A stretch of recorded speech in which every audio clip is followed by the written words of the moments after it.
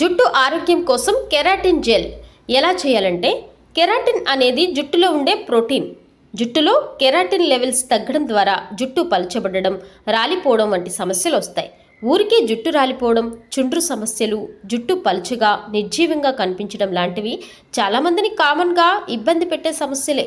అయితే ఇలాంటి జుట్టు సమస్యలన్నిటికీ ఒకటే చిట్కాతో చెక్ పెట్టొచ్చు. అదే కెరాటిన్ ట్రీట్మెంట్. దీన్ని ఎలా చేయాలంటే, కొన్ని ప్రత్యేక సందర్భాల్లో జుట్టు పెరగడం కోసం కెరాటిన్ ట్రీట్మెంట్ చేస్తారు. అయితే ఇది వైద్యుల పర్యవేక్షణలో జరిగే ఆర్టిఫిషియల్ ట్రీట్మెంట్. అయితే ఇప్పుడు మనం ఇంట్లో సహజంగా జుట్టుకి కెరాటిన్ ట్రీట్మెంట్ ఎలా చేయాలో చూద్దాం. జుట్టుకి కెరాటిన్ ఇవ్వడం కోసం బియ్యం, అవిసె గింజలను సమపాలలో తీసుకొని అందులో నీళ్లు పోసి పావుగంట సేపు మరిగించాలి. నీరు తెల్లగా మారి నురుగు తేలుతున్నప్పుడు స్టవ్ ఆఫ్ చేసి ఆ మిశ్రమాన్ని గిన్నెలోకి తీసుకోవాలి. ఇప్పుడు ఆ మిశ్రమానికి కొద్దిగా కలబంద గుజ్జు కలిపి మెత్తగా ప్యాక్ లాగా చేసుకుంటే కెరాటిన్ జెల్ రెడీ. ఈ జెల్ను జుట్టు కుదుళ్ళ నుంచి జుట్టు చివళ్ళ వరకు అప్లై చేసి గంట తర్వాత కడిగేయాలి. వారానికి ఒకసారి ఈ ప్యాక్ వేసుకోవడం ద్వారా జుట్టు ఆరోగ్యవంతంగా మారుతుంది.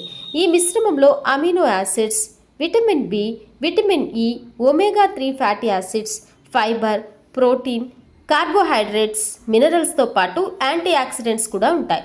ఇవి జుట్టు కుదుళ్లను స్ట్రాంగ్గా చేయడమే కాకుండా జుట్టును మృదువుగా మారుస్తాయి.